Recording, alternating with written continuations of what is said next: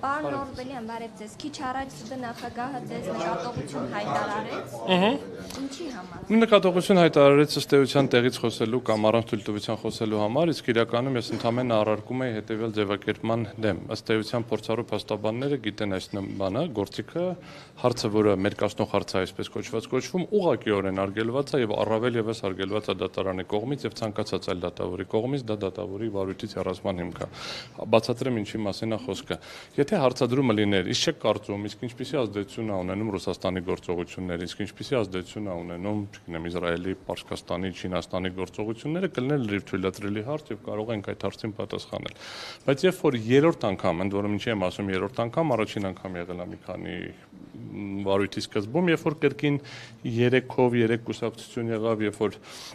պարբերաբար շփոթմունք առաջանում այդ ուժերի միջև, ընդ որում որևէ հիմք չկա դրա, 3 առանձին ուժեր են, 3 առանձին դիմումներ են եւ մասնակցում են 7 ուժեր, առնվազն 6-ը ներկա են դահլիճում եւ նոր ուժ կուսակցությունը ուղղակի դիմել էր եւ դուրս էր եկել եւ այս 3 անընդհատ ֆիքսել 3 ուժեր, երբ որ հնարավոր է ուժերի անվանումները ասել եւ հստակեցնել հարցերը, ինչպես մնացած բոլոր դատավորների դեպքում կամ առնվազն պարոն Շաթիրյանի դեպքում եւ մնացածի դեպքում ակնհայտորեն երևում է կողմնակալության կամ քաղաքական թեզերը շարունակել։ Ամենամեծ խնդիրը առաջացավ հետեւյալ պնդման հետ կապված։ Արդյոք ազդել են ընտրությունների վրա, որ Ռուսաստանը ի օգուտ ընդդիմադիրների գործողություններ է կատարում։ Հիմա արդյոք ազդում է կարող է համանդրական դատարանի եզրահանգման վրա ազդել Սեդա Սաֆարյանի անկողմնակալ լինելը։ Այս հարցը թույլատրելի հարց է, թե ոչ։ Շատ պարզ հարց եմ տալիս։ Սեդա Սաֆարյանի կողմնակալ եւ ելքով շահագրգիռ լինելը ազդելու է արդյոք գործի ելքի վրա։ Երբ որ ինձ ասում դες ընդամենը հաշտում եմ ազդելա թե ոչ։ Իհարկե չի կարելի առաջին հարցն էլ երկրորդն էլ։ Եվ հետեւաբար խնդիրը ներողություն եմ խնդրում, մեր բողոքի մեջ ունենք ձևակերպումներ, եւ այդ ձևակերպումներում շատ հստակ արձանագրված են, որ օտարերկրյա պետությունները միջամտել են հայկական ընտրական գործընթացին եւ ընտրություններում ոչ թե sense տեսական գործողություններով, այլ անվանական աջակցությամբ, ոչ թե միջին մակարդակի քաղաքական պաշտոնյաների կողմից, այլ այնպիսի պաշտոնյաների կողմից, ովքեր միջազգային իրավունքի հիման վրա իրավասու են ներկայացնել պետությունը, այսինքն պետության գլուխը, նախագահան, ի պաշտոն է ներկայացնում է պետությունը, վարչապետը ներկայացնում է պետությունը, միջազգային կազմակերպության համապատասխան պաշտոնատար անձը, եթե ֆոն դեր Լայենը նայեն կամ որևէ այլ պաշտոնատար անձ ներկայացնում է կազմակերպությունը եւ աջակցությունը եղել է հենց անվանական, չի եղել էլի որ մենք եվրոպական ապագան ենք աջակցում, եղել է հենց կոնկրետ մարդու անուն ազգանունով։ Օրբելյան տիկին Սաֆարյանն էլ հենց ՌԴ նախագահի հայտարարություն։ Իսկ ինչ է ասել ՌԴ նախագահան, ասել է Բարգավաճ Հայաստան գնացեք քվեարկեք։ Շատ Բա պնդում է այդ էր։ Բարձրաստիճան պաշտոնատար անձանց կողմից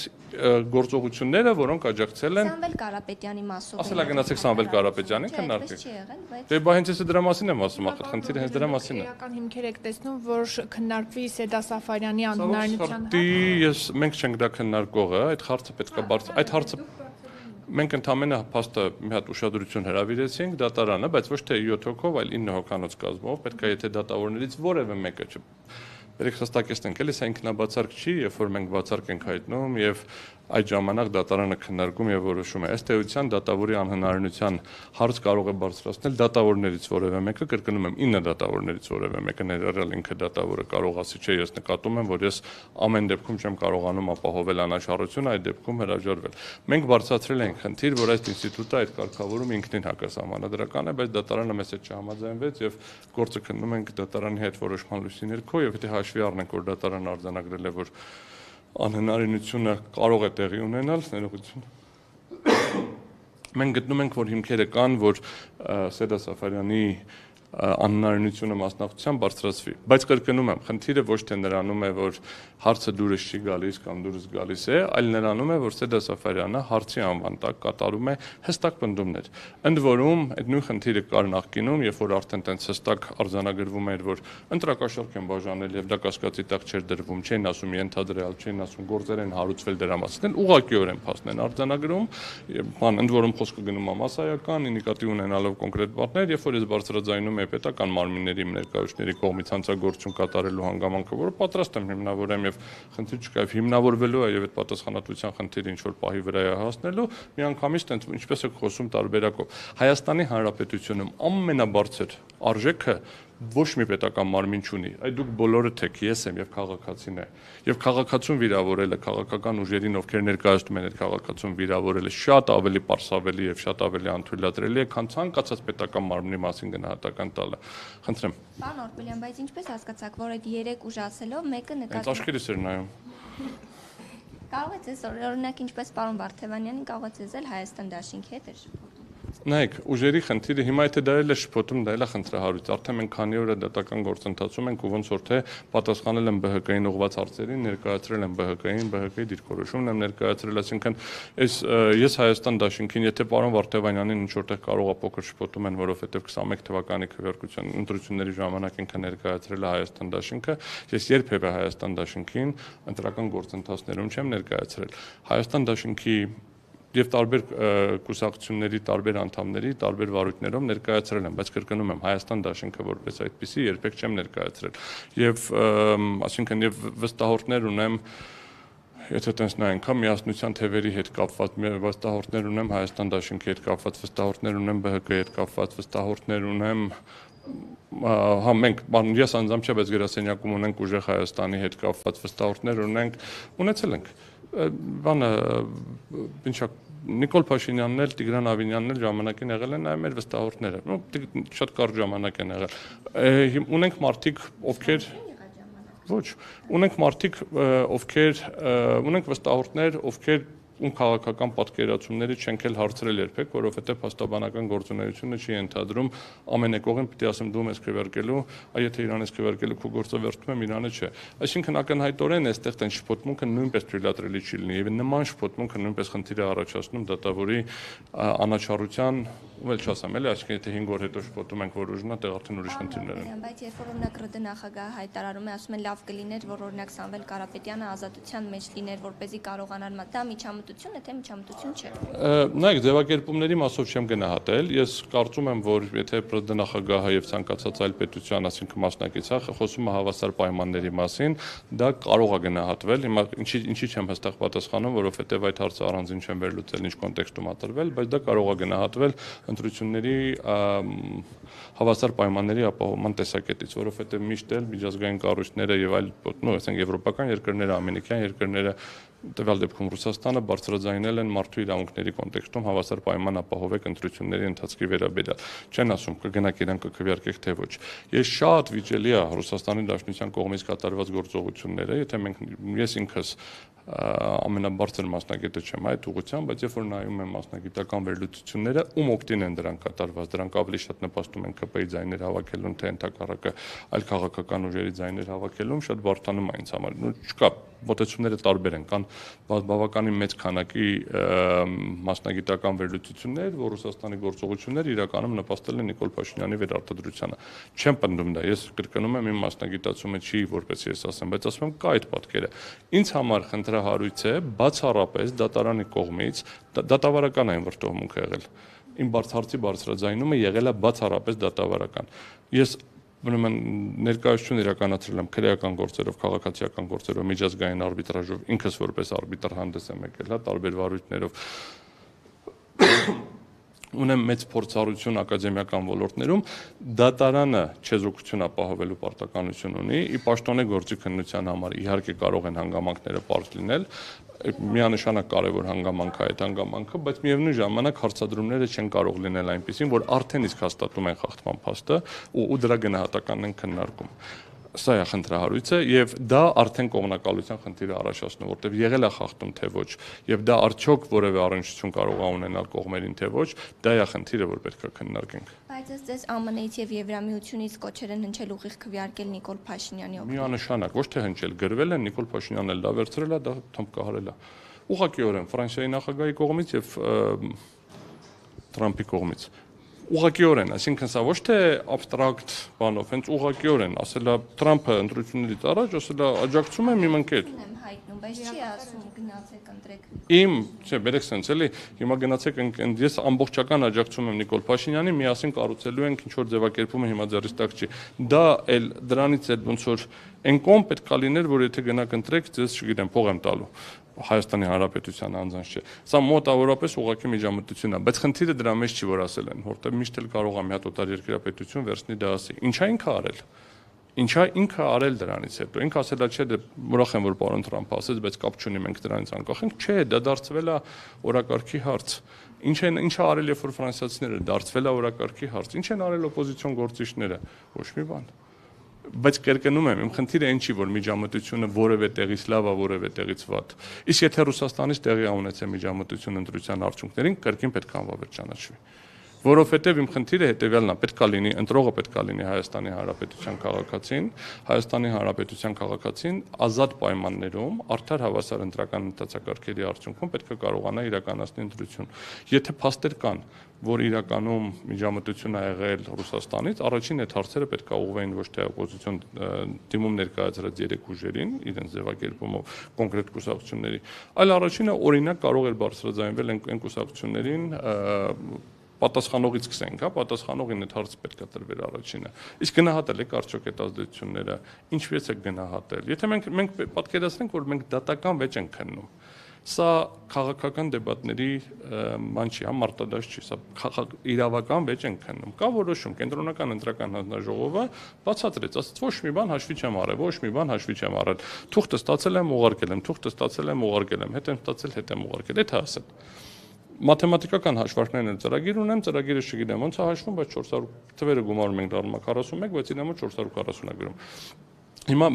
դա կպարզենք քննության ընթացքում։ Այս պայմաններում երբ որ դատարանը փորձ է անում հարցադրումներով ոչ թե պարզել հանգամանքները, հասկանալ իրոք քաղաքացիները կարողացել են քվեարկել, ինչպես է դա գնահատել կենտրոնական ընտրական հանձնաժողովը։ Շատիրյանն էլ ասաց, որ իր մաթեմատիկան տարբերվում է Վահագն Հովակիմյանի եւ մաթեմատիկայից ըստ էության կարող է ինչ որ դրական առումով լինել է ՍԴ-ի։ Արդարության համար պետք է նշեմ, որ այդ կոնկրետ այդ մի դեպքի հետ կապված պարզաբանվեց, որ մի հատ վերահաշվարկ ենք արել, մաթեմատիկան փոխվել է, հետո ենք անվավեր ճանաչել, բայց մեկ որ այդ փոփոխությունը էական չէր լինում, բայց խնդրահարույց է միևնույնն է, ես իմ եզրափակիչ ճառում մանրամասն ներկայացնելու եմ սխալ թվերը, որ ասում եմ ոչ մի սխալ չկա, սխալները բազմաթիվ են։ Ներկայացնելու եմ, որ մենք հատտակնության ընթացքում այդպես էլ չպարզեցինք,